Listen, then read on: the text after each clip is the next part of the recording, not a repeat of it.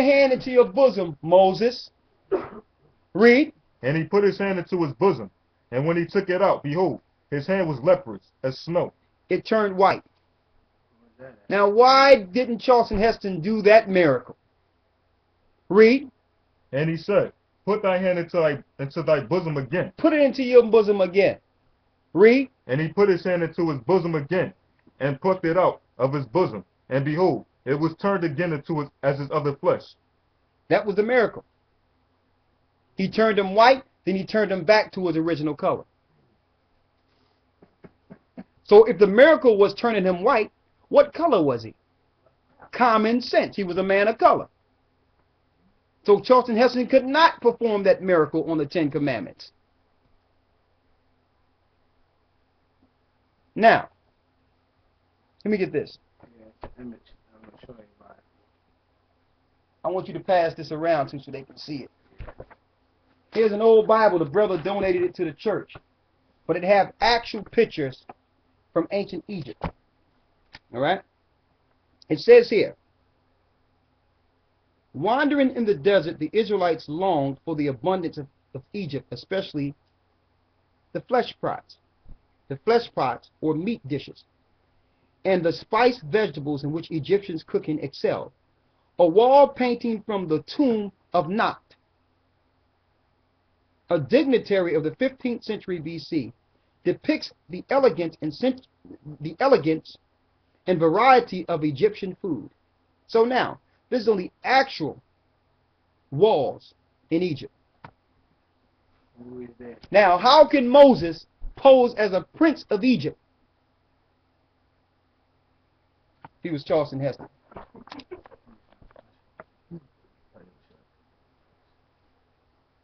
Look at this. Here's the servants serving in Egypt. Actual pictures. You can pass it around so they can see it. There's more. No, carry it around because you don't want that book get messed up. It's an old book. Okay? So you had one dark family ruling over another dark family. Okay? That's an actual picture off of the tomb of Nat. Y'all see that?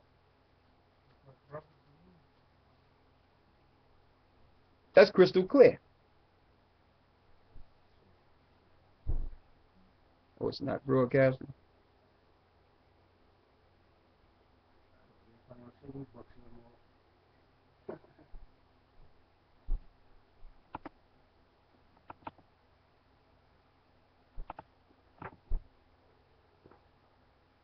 Let me see something here. One moment, folks.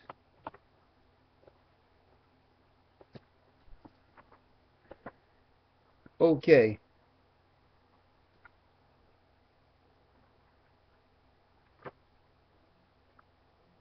Get Hosea 1 and 9. 1 and 10.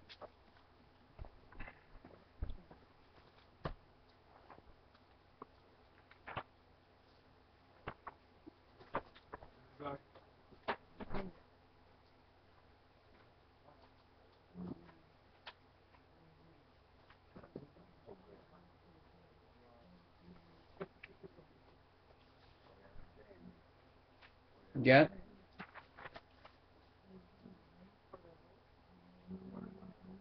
Got it? Hosea 1 and 10.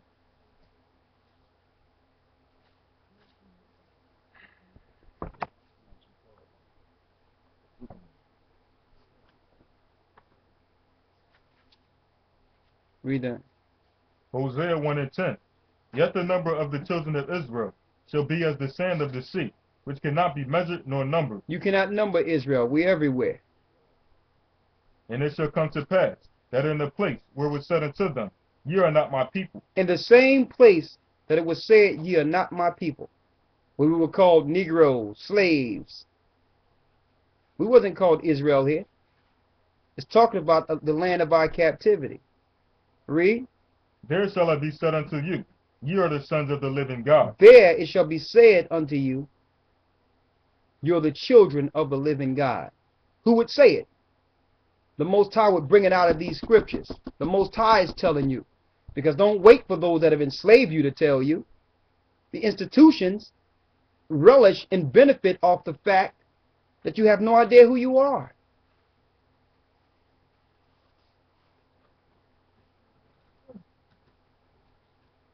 Who's dwelling in Israel today? The Khazars. Okay? They became Israelites for political reasons. Okay? They was bartering on both sides. They're good for that. They was trading with the Asians. They had the Islam, the Arabs on one side, and they had the Christians, our people, the Jews on the other. And in order to barter and negotiate with all of them and not get stomped out, because eventually they would have got stomped out, they had to find a religion that had the core base of both of the greatest religions during that time, Christianity and Islam. So if they went to Judaism, they would hold to Moses and the Torah, which is actually the base scripture of both religions. So they converted for political reasons. Okay? They are practicing the same Judaism that our people practiced when we fell. Okay? They're Satanists, they're Kabbalists, they're blood drinkers, they sacrifice children. Zechariah 9:6 says, a bastard shall dwell in Ashdod. That's a fatherless child that would be in our land. Revelations 2:9 says, I know the blasphemy of them which say they are Jews and are not, but are the synagogue of Satan. So we're putting this out there because the real Jews must stand up. You don't get this information just to go back into your old life and go to sleep and stick your head in the ground. There's a responsibility with being God's people. Okay? This thing is about to be up. They're going to cut off the borders. Soon they're going to try to kill you.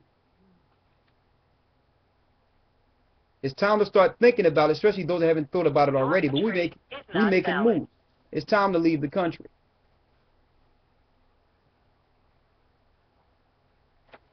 And you can stay if you want. That's on you.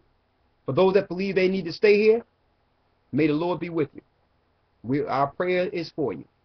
But you better get up out of here. They're building these roads. They're working on these roads all from one end of the country to the next. Okay? They're working on roads. The tank's going to be rolling down in one moment. They're going to cut off the jobs. You see GM. Okay, they didn't file for bankruptcy. It's over. All the companies are bankrupting the country, and they're going to take their money and globalize because they know America is falling. It's going to be a place for the poor to kill each other. Then they're going to publicize you killing each other and destroying your own people, the same way you did up in that dome in Louisiana. And that's going to be a pretext for them to bring the army on you.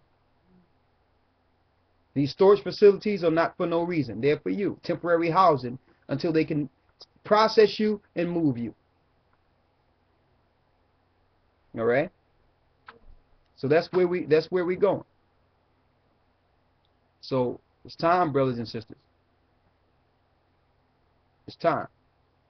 Now, last but not least, let's see here.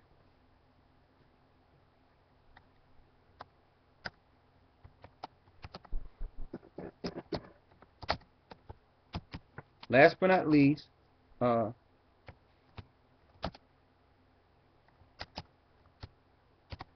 want to say